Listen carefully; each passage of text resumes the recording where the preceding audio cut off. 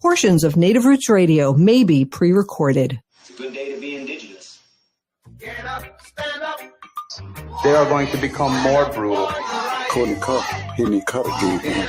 Because all the hippies were trying to be Indians anyway.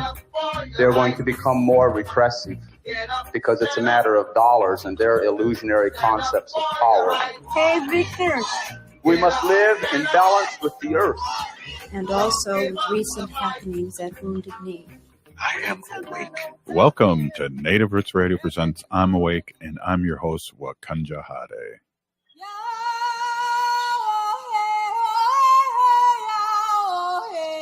This is Leonard Peltier. I am in Coleman 1, U.S. Penitentiary, and I'm listening to Native Roots Radio.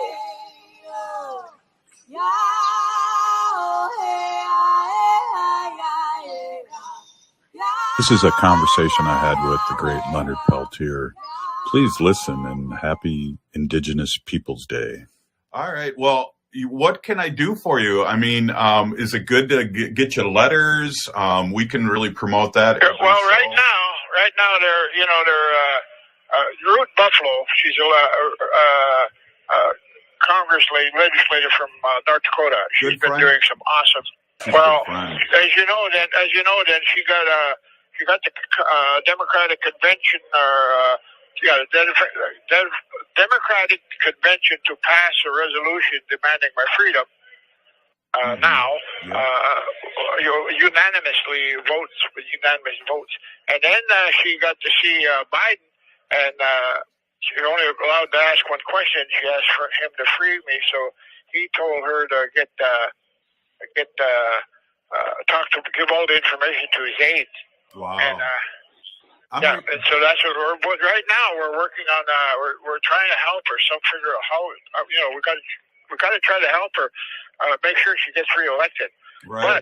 But listen, Robert, I also think this is our time. This is worth finally starting. Every Indian that's been running has been winning. Yes. Native, not Indian. That's from India. Indigenous people, right? We just beat in Alaska. I think you know all that this. That was crazy. First time in 50 years. She beat Sarah Palin. Alaska conservatives, little darling. Exactly. And so I mean, we're winning it. But anyway, I believe it's time for us to run her for congressman in North Dakota. I'm not congressman, governor. Right. Yeah. I think she can win. I really believe she can win. Do you have anything to say to her? Because I can relay this. I just talked to her I talked to her too on the phone all the time. Oh, excellent, excellent. I asked her this about a month ago. She would she be considering running? But she said, "Oh, sure." She needs help. She needs help. Yeah. Huh? I was in a fundraiser for her a couple days ago, and people were talking about senator. So that would be cool. Well, either one. That would be very, very useful too. That would be very helpful to our Native nations.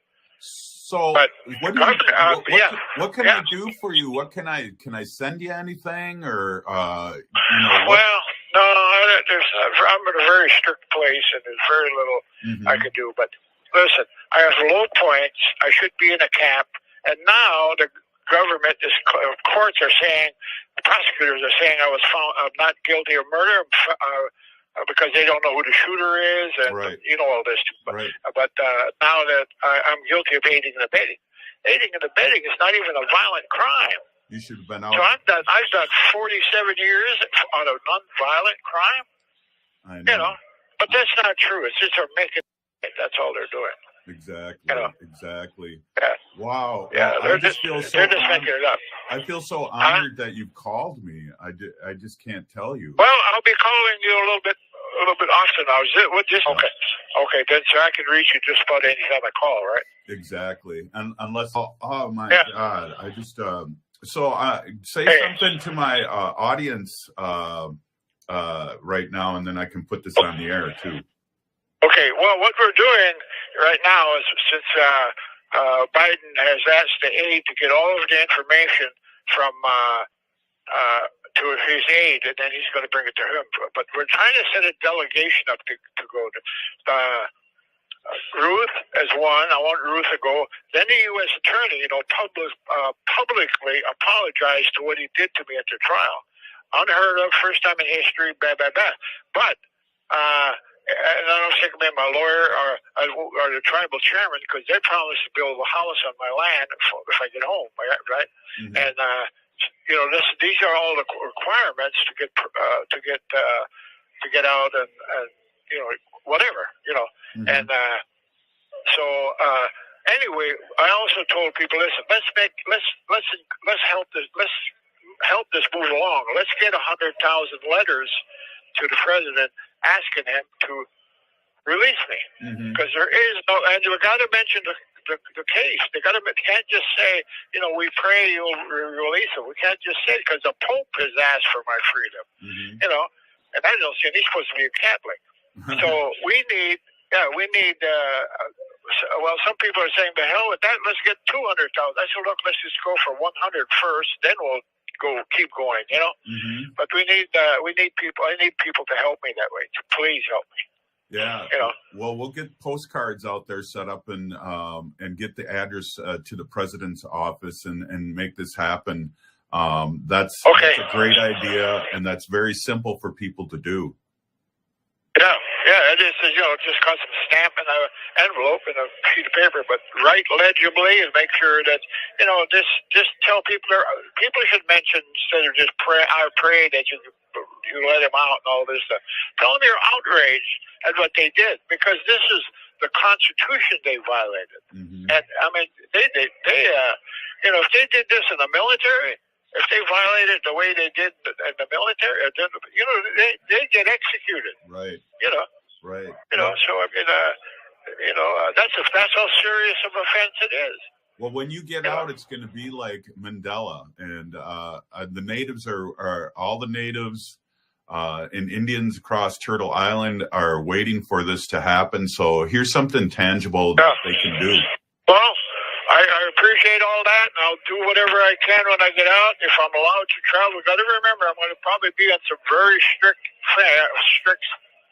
order. I hope not, but I probably will. But if I don't, I will go and speak to them. I will go and, but I'm not going to stop helping my people. I've been at this all my life, ever since I was 9 years old when I went to boarding school, and but right now I need some help. Take the time to write a letter on my behalf, and let's get 100,000. And some people are demanding 200,000. Then we'll go for the 200. And more, because they're going to need the votes. They're going to need the support. Wow. That's what I need. That's what I need. I need people to help me. To help me now. Right. And they will, and I appreciate this. I think we're going to be cut off soon here. Yeah, right. Pretty quick. I'm going to put that on probably Wednesday. So when I edit this. Okay. But wow, I just feel so honored that you called, and I've been just following you. I was friends of Clyde Belcourt until he passed a couple years ago. You know all those guys, I know all of them. I was with around. I was really close to Dennis and Vernon Belcourt. I was real close to them too. But I've been in the struggle since the 60s, bro. 50s actually, because the Turtle Mountain Chippewa Reservation was the second reservation to be terminated. Menominee, then the Turtle Mountains, right? Yeah. We stopped them there. I was only 13 years old, but my dad and them were all out there raising hell, took over the agency, said, you didn't even pay us for what you stole from us, and now you want to take our little reservation? Okay, we're getting close. Yeah. Now you want to take our little reservation? No, that ain't going to happen without a fight, Well, with your that was 1958.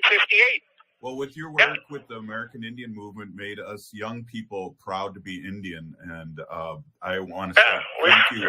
We put our lives on the line. We put our lives on the line for the people, because we said, what good is of it? We've seen what happened with the Indians that relocated to the cities and stuff. You know, we've seen that. We said we don't want that. And look how good we've done after we did start getting funds of taking care of our own government and everything else like this. We got universities, we got colleges, we got vocational schools, we got homes for elders and retirement homes, and we're using that money. At least most of us are using that money to build a nation. We're not giving it out to the... That was Leonard Peltier. You're listening to Native Roots Radio presents I'm Awake, and we'll be right back after this short break. Stay with us. Nation.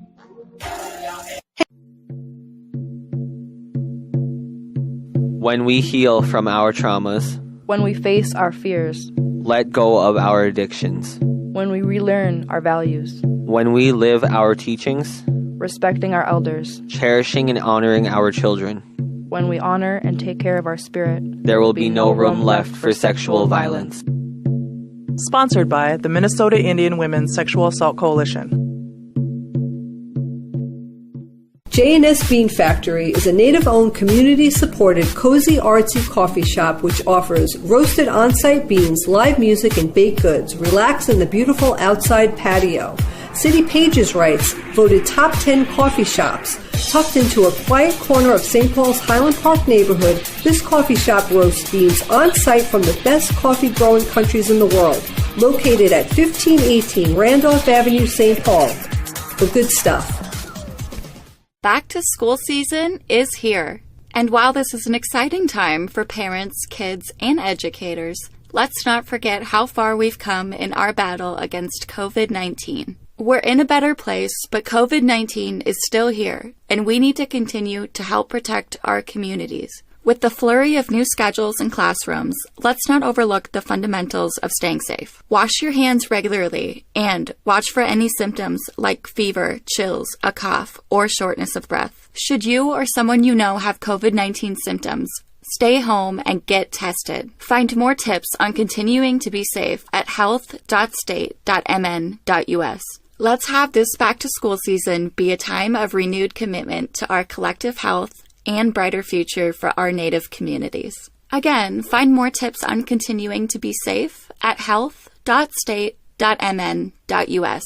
This message is brought to you in partnership with the Minnesota Department of Health. You work hard for every cent you make. You have bills and you have goals. Choose a bank that's going to support you along the way. That's Fair Financial Banking. No overdraft fees, no minimum balance. No credit score required. Call 651-262-2173 to talk to a Fair Financial enroller to open your account today. Keep more of your money. That's fair. Fairfinancial.org. Fair is a program of Prepare Plus Prosper, a nonprofit organization and is not a bank. Banking services are provided by Sunrise Banks N.A., member FDIC.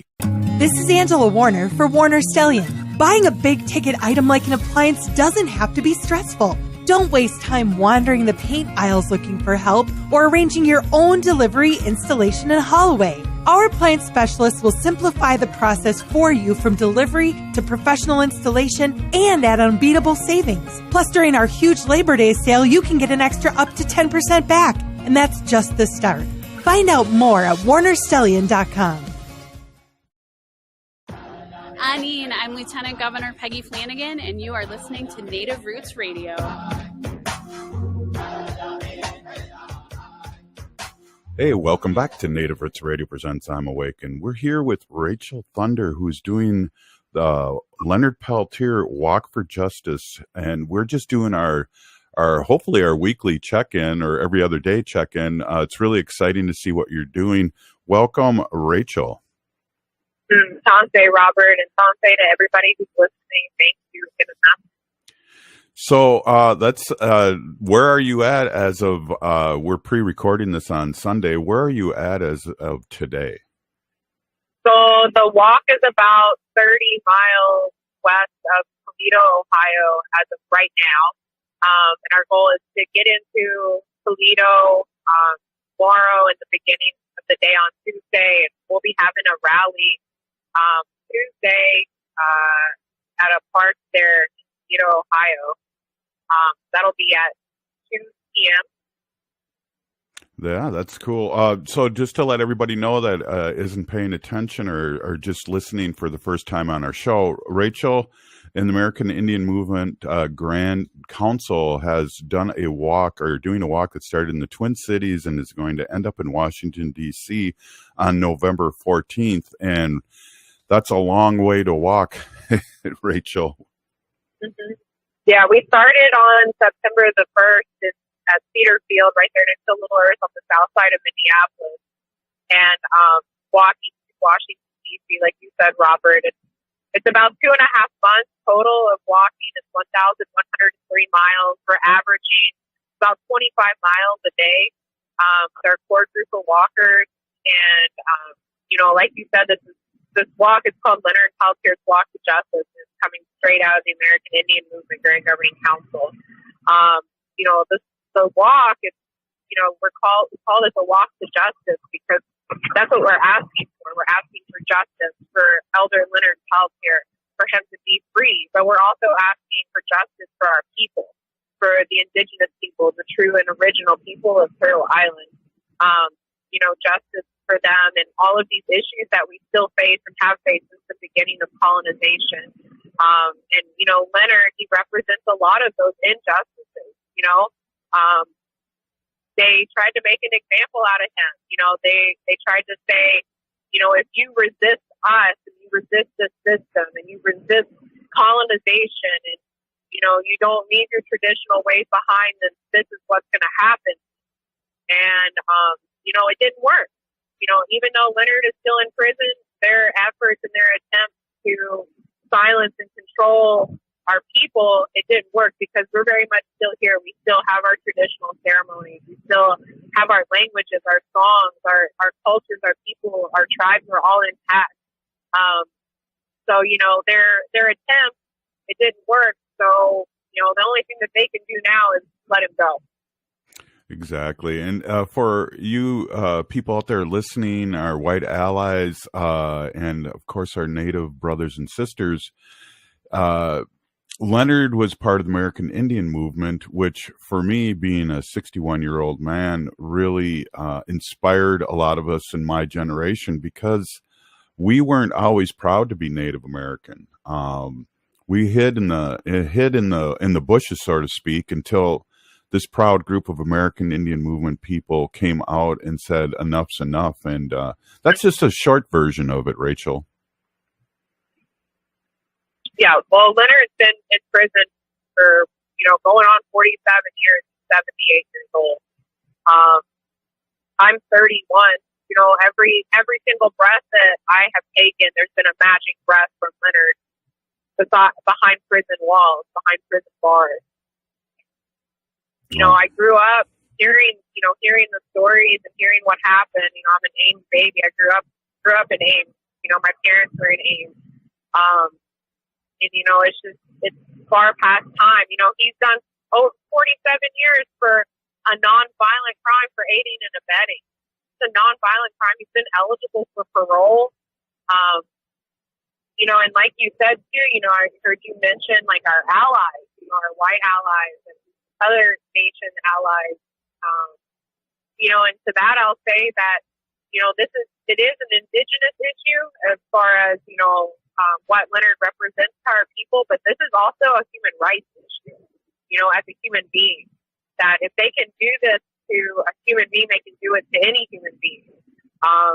And I'm pretty sure you probably saw the United Nations Human Rights Working Group report that came out where they had 107 different points on how Leonard's basic human rights has been violated over the years. And they made a direct request to the United States government to respond to them by, I believe, middle of November of this year on what the status was of Leonard Peltier's release. So, and then there was the Democratic National Committee, too, officially adding Peltier's clemency to the Democratic platform, to the running platform, which is unheard of, to have a clemency request added to a party's platform. So you see, like, all of these things, happening This walk is happening, all of these efforts across Turtle Island and the world for Leonard Peltier to be released. And, I know, Robert, you're really big on the native vote. And that's something that, we've discussed like strategically as the movement and other, entities and organizations and individuals and legal that we have talked to is, it's really important for these officials that are in these positions of influence, members of Congress, to understand that, they need the native vote.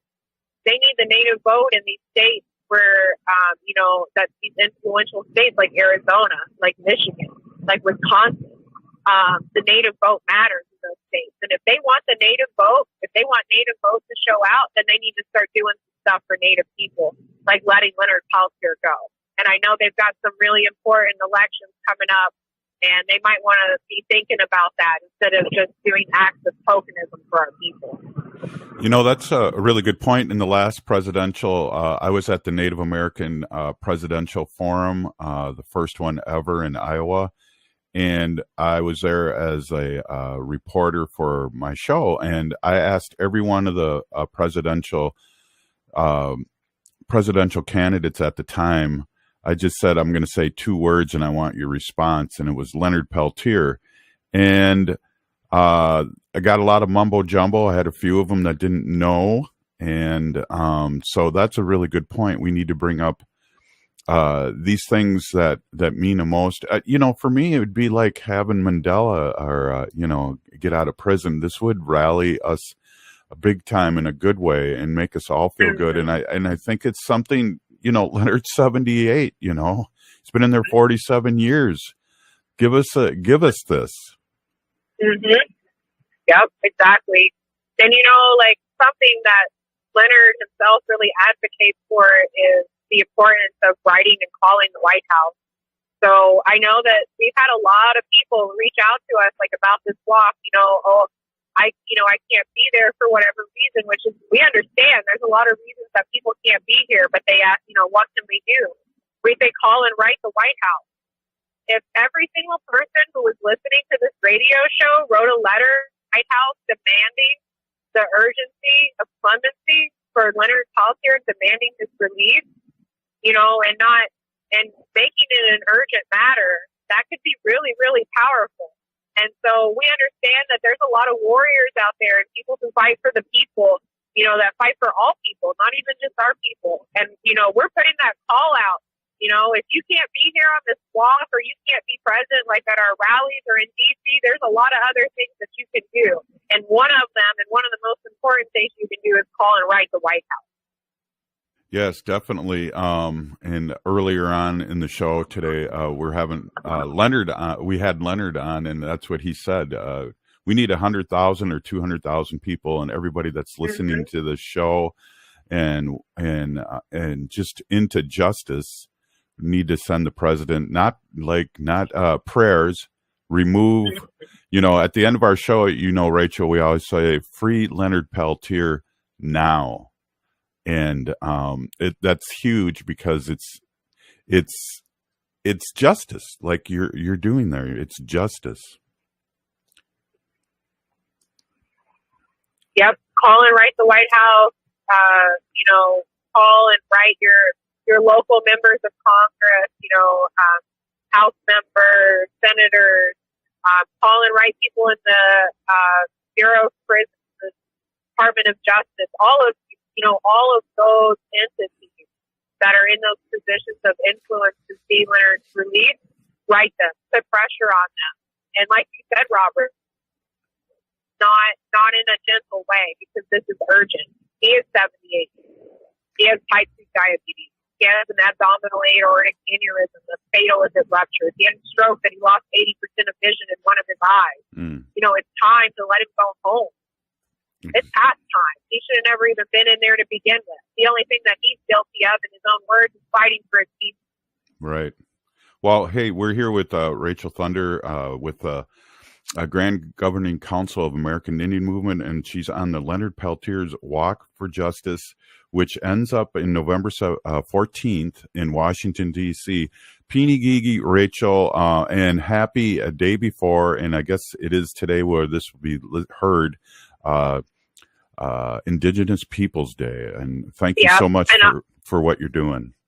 Yep. Thank you, Robert, for having me on. And if anybody wants to get connected with the walk, we have a Facebook page that we do daily updates. You can reach out to us there. That's Leonard Peltier, Walk for Justice on Facebook. Well, P. Gigi, thanks again. And we'll be in touch again. Thank you so much for spending this time and really telling our audience and educating our audience. And that's what we're all about here on Native Roots Radio Presents. We'll be right back after this short break. Stay with us.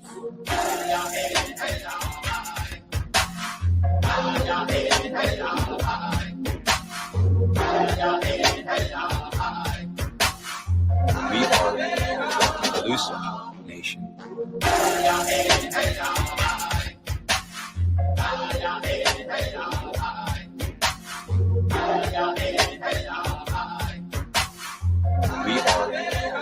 Elusive Nation.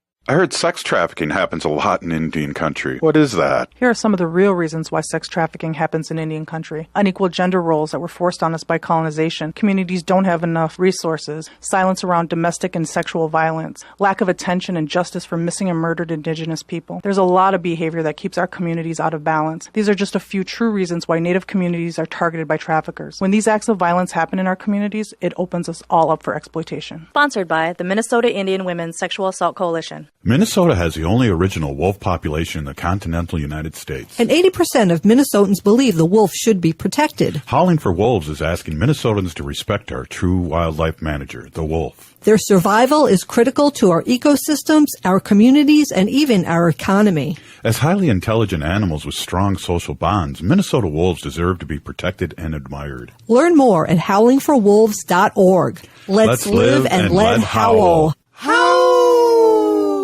Attention art enthusiasts, experience Laura Youngbird's Indie Wisigindum, My Heart Hurts, a solo exhibition by Laura Youngbird presented by All My Relations Arts this summer. All My Relations Arts aims to foster connections between contemporary American Indian artists, preceding generations, diverse audiences, and the vitality of the American Indian cultural corridor. Laura Youngbird is a talented artist from the Minnesota Chippewa Grand Portage Band that uses the dress as a metaphor to address social issues, injustices, and biases. Through mixed media combining drawing, painting, and prints, Laura explores the dress as a powerful symbol in her work, revealing layers of meaning. Her series examines mixed emotions and themes like common threads, loose ends, and vulnerability. And you can see Laura Youngbird's Inde Wisigindum, My Heart Hurts, all summer through September 9th at All My Relations Arts in Minneapolis. Plan your visit and let the moving art speak to your heart. More information at allmyrelationsarts.org.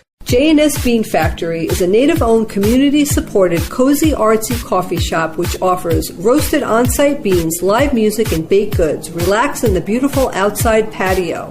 City Pages writes, voted top 10 coffee shops. Tucked into a quiet corner of St. Paul's Highland Park neighborhood, this coffee shop roasts beans on-site from the best coffee-growing countries in the world. Located at 1518 Randolph Avenue, St. Paul. The good stuff. This is Angela Warner for Warner Stellian. Buying a big-ticket item like an appliance doesn't have to be stressful. Don't waste time wandering the paint aisles looking for help or arranging your own delivery, installation, and haul away. Our appliance specialists will simplify the process for you from delivery to professional installation and at unbeatable savings. Plus, during our huge Labor Day sale, you can get an extra up to 10% back. And that's just the start. Find out more at warnerstellian.com. Hi, I'm Jane Fonda, and you're listening to Native Roots Radio. And we're back to Native Roots Radio Presents I'm Awake, and this is Robert Pilot. Hi, Bonjour, Ani and everybody. This is Ogamaganua on Native Roots Radio Presents I'm Awake. Happy Indigenous Peoples Day to all of you. This is going to be a best of show, and we're kind of taking it easy for Indigenous Peoples Day. So without further ado, we are going to have a replay of our interviews with Bobby Wilson Dews, who is Reservation Dogs, and Rutherford Falls writer and actor. So here, have a listen. Well, I'm really excited to have Bobby Wilson, a 1491er, also Rutherford Falls, and he's got his hands involved in a lot of different things in Hollywood. And I'm just really excited. I want to talk a little bit about what Bobby's doing and, how this experience was with Rutherford Falls and all those great things. I'm just really excited to have Bobby Wilson, the character of Wayne from Rutherford Falls and the writer in the first season. Welcome, Bobby. And you're from the Twin Cities. That makes our heart proud, too. Great. Thank you so much for being on Native Roots Radio. Yeah, thanks for having me, Mr. Pilots. That's right. Well, that's right. We've crossed paths back in the 90s there as a teacher. I think I was going outside to smoke a cigarette, and I think you were. Yeah, you were coming in from smoking a cigarette. So what different times we had. But hey, really excited. I love your work, and really, you wrote a show. You wrote one of the shows of Rutherford Falls, but also your character's fun. And tell us a little bit how you got hired or how they found you. Yeah, the showrunner, Sierra Teller Ornelas, she's Navajo. I had done like a panel with her that she was a moderator of, that was centered around like the work of the 1491s back in Santa Fe, and that was years ago. And like we kind of had crossed paths here and there, but like Indian country is very small, so I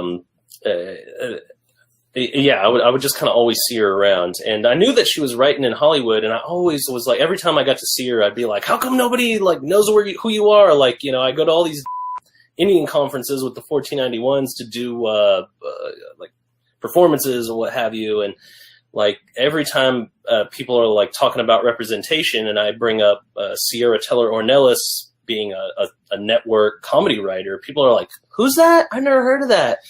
And I'm like, well, freaking like, get familiar, like she's a beast and she's been working at this for a long time. And so she got her own show with Mike Schur and Ed Helms. And she had reached out to a couple of us from the 1491s. We had written a play called Between Two Knees at the Oregon Shakespeare Festival in Ashland, Oregon. Yeah. It's a familial intergenerational love story that takes place beginning at the massacre of Wounded Knee and culminating at the occupation of Wounded Knee. So everything that happens between those knees is what we see. And she thought she says she loved it. She says she loved it. And so she reached out and asked if I had any writing samples because she had a show that she was trying to put a writing staff together for. And I was like, yeah, I do. I have stuff that I've written just by myself. So I sent it to her. I basically had a job interview with her and Ed Helms. And then on my birthday, November 3rd, 2019, she sent me a message, again, all completely over Instagram, saying that I was hired and that I should get a lawyer to negotiate my contract. Wow, that's totally awesome.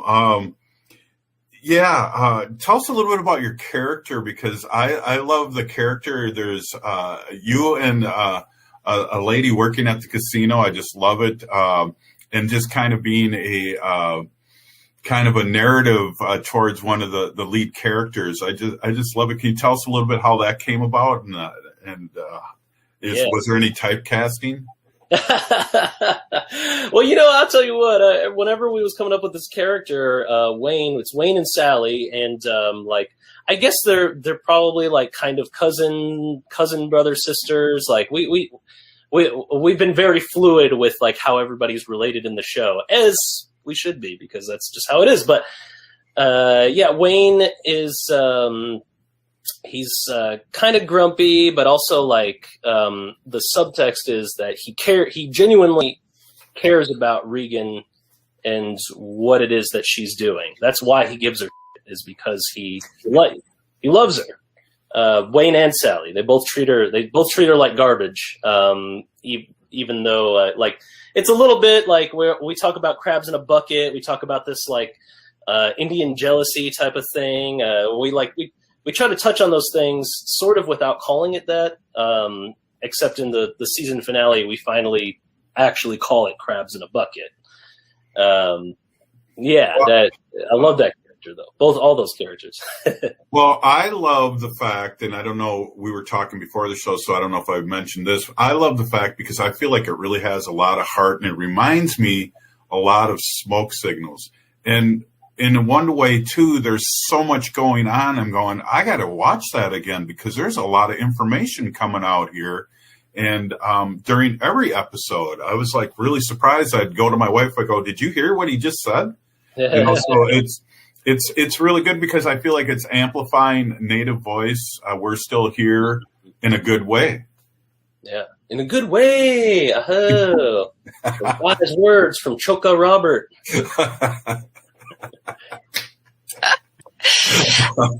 I'm not Ho-Chunk, but I always like that word. Right. And you're my Chushka, my nephew. Oh. Yeah. Well, let's talk a little bit. I know your time's valuable, and let's talk a little bit about the other things you're working on, because this Monday, right, there's another series, a Native-centric series that you're involved in. Can you talk a little bit about that? Yeah, hell yeah. Reservation Dogs on FX. I'm so excited for the premiere. Like, I'm so very excited for so many different reasons that would take like a day to tell you about. But like, I, as one of the writers, I get like access to what they call the dailies. And the dailies are just like, it's just when they dump all of the footage onto this server at the end of the day. And I'm allowed to like watch them. And, it's just raw cuts. So it's like every single scene, and it's like them setting it up and blah, blah, blah, blah, blah. But you really get like to see the performances of the actors and whatever. I intentionally didn't watch any of them because I wanted to experience this as a weekly release. I want this to be one of my shows that, because I love that experience. I have like only a couple shows that still do that, that I get to wait for. I'm like, yeah, here comes Saturday. Like, I'm gonna watch my show. And with a lot of streamers, they just dump the whole season on, and you can binge it in like a day or two, if you wanted to. Mm-hmm. So I'm very excited to experience this show every week because it is unlike anything I have ever seen on television. Hey, and the trailers are rocking. I'm just going, wow, what? I know. And being a big fan of Reservoir Dogs, I mean, seeing the suits and everything, I'm going, hey, what's the deal here? But wow, totally excited. So what are the 1491ers doing? Well, we're all hired. Well, actually, I shouldn't say that. We're doing a lot of stuff. Yeah. You're good. Yeah. Ogama, do you have a question at all? I didn't have a question, but I did want to pop in, talking about Rutherford Falls and the 1491s and those kinds of things. It's really an experience as a Native person to say, they just said that on TV. It takes your breath away because it's these things that are so familiar to us in our lives that are almost never portrayed accurately on the big screen. So it's breathtaking, the kind of work that you're doing. It's really beautiful, and I truly appreciate it. I've been talking about we need more real Native representation in media for a long time. So thank you for your work. Well, and then the episode that you wrote was called Skoden. Oh, yeah. Right on. We won't talk about that, though. We'll keep that on the low pro, but all our natives know what's up. So how is that experience? I mean, how is it an experience? Because you're going to be writing for Reservation Dogs, too, right? And how's that experience? We only got a minute left, but how's that experience thinking up an idea, putting it on paper, and then seeing it on video or on the screen? How is that experience? Is that like, wow? Mind blowing. It's mind blowing, man. I mean, like you do all this stuff, like, I don't know, you it's all in your head. You write it, you edit it, you talk about it. And like the writing experience is you write for 20 weeks And like you just hope that it's still funny by the end of that, because by then you've edited all the jokes. You like, and you're like, is this still a good story? I remember laughing when I first came up with this. And then you see the actors bring it to life. You see all the people involved in the production. Hundreds of people put this stuff together. They literally built a casino interior in Hollywood, you know? It looked like a cheap-ass casino. And it looks so good. Right. I remember I walked in there and I was just like, I couldn't believe it. Like, I had goosebumps by how incredible it was to see this thing form and become reality, and then to like turn it on TV and like watch it with my daughter, and she's like looked at me, she looked at the TV, she's like, what's going on here? Like, it's truly phenomenal, and it's mind-blowing. Well, let's talk about Reservation Dogs, and we gotta fly. You're listening to Native Roots Radio presents I'm Awake, and Bobby, that's coming up this Monday, right? It's coming up this Monday, filmed entirely on location in Oklahoma, the Muskogee Creek Nation. Ooh, I'm not one of them, but you know I go there a lot. So, Peeny Gigi for being on. Yeah, P. Damaya for having me.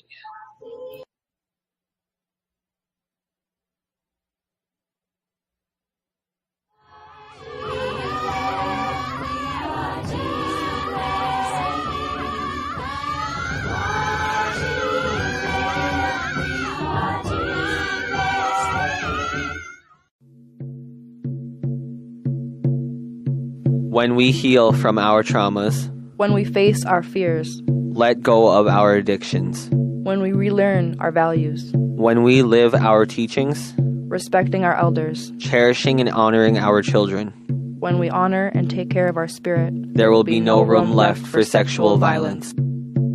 Sponsored by the Minnesota Indian Women's Sexual Assault Coalition. J&S Bean Factory is a native-owned, community-supported, cozy, artsy coffee shop which offers roasted on-site beans, live music, and baked goods. Relax in the beautiful outside patio.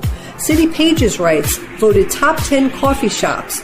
Tucked into a quiet corner of St. Paul's Highland Park neighborhood, this coffee shop roasts beans on-site from the best coffee-growing countries in the world. Located at 1518 Randolph Avenue, St. Paul. The good stuff. Back to school season is here.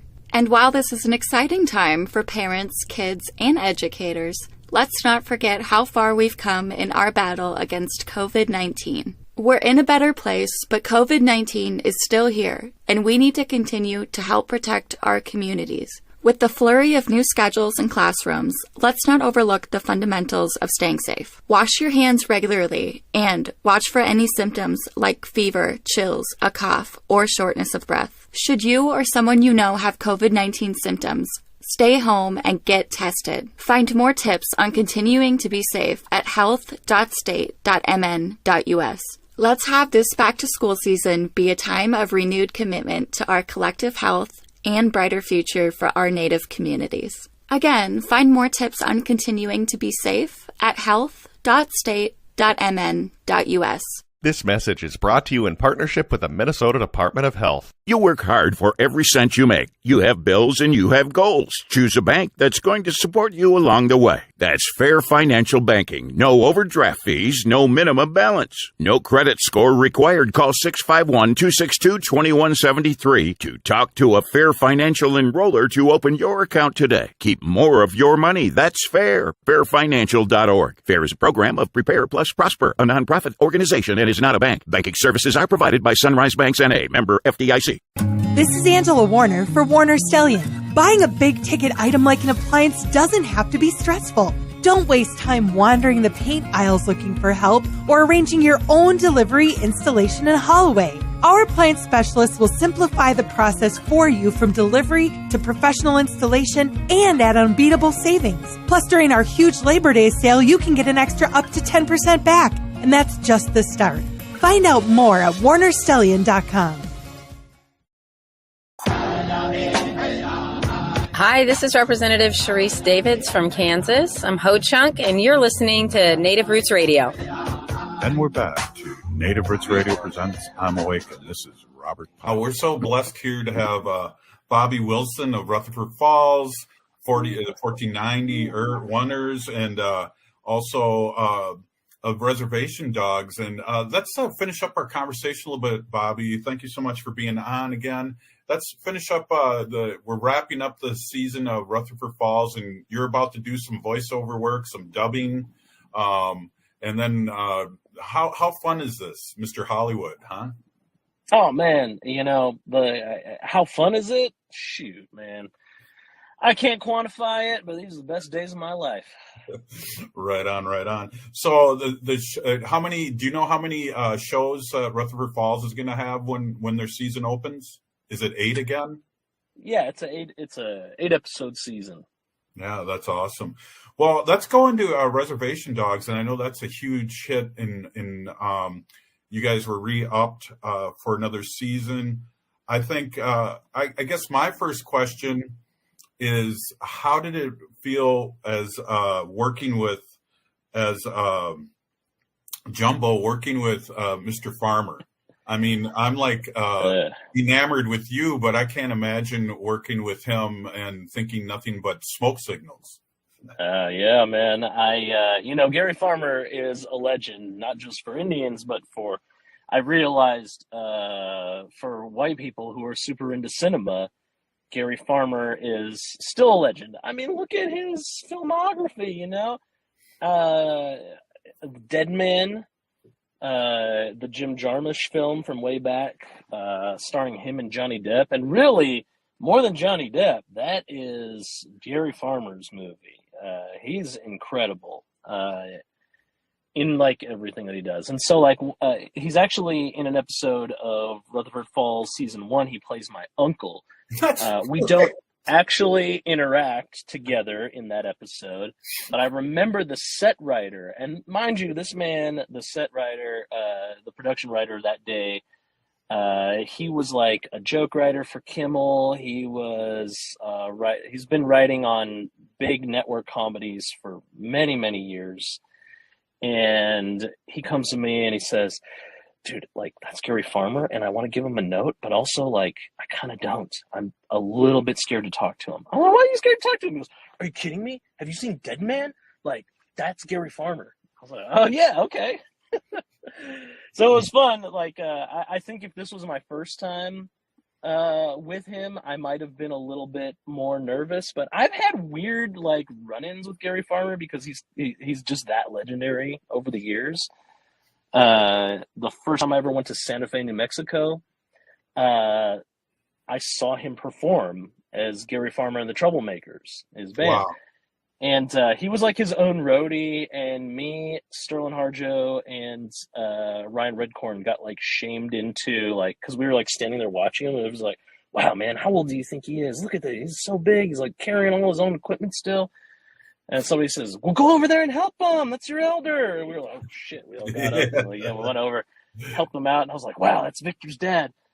And then, I would always see him just randomly in places. I ran into him once in the Twin Cities at the Indian Center. I freaking seen him just on the streets in Santa Fe, just bopping around. And then to have him in Reservation Dogs was absolutely phenomenal. I had been in love with this character already, Uncle Brownie. I knew exactly this is going to be amazing.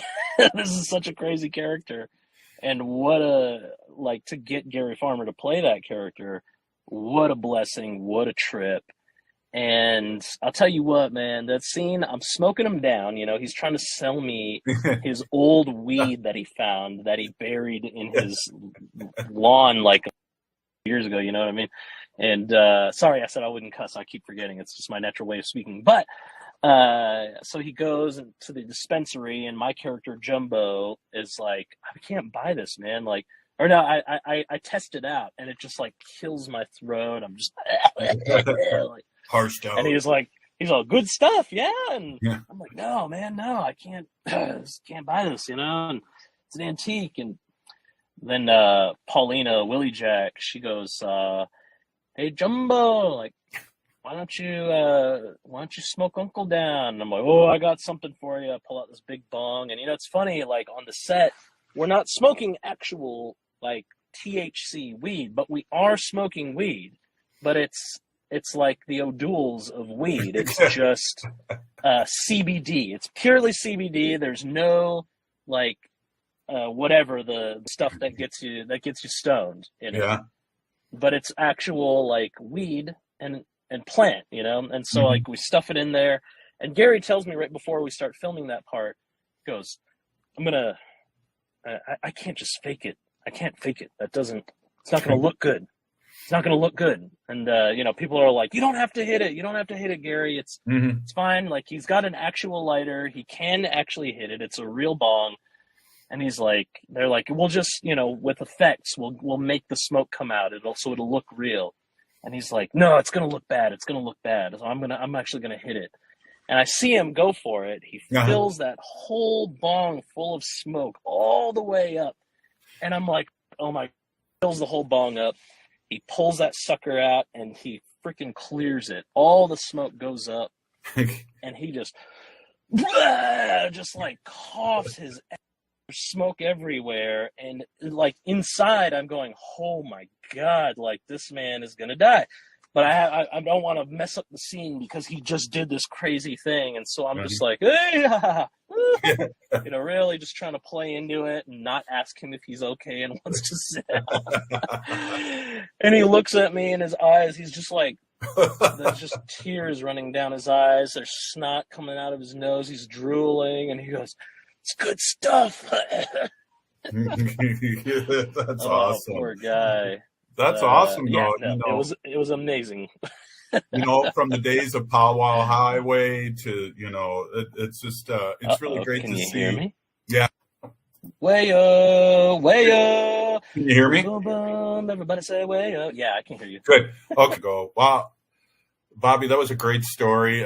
Just working with those icons and the Native American voice getting out there in comedy. And I just want to say thank you so much for doing that. We got another minute or two here. Can you just, are you excited for Reservation Dogs like I am? What's the vibe going on? Oh man, I am so freaking pumped about season 2. It is bananas. Like getting a second season of a show like gives you so much permission to do so much more.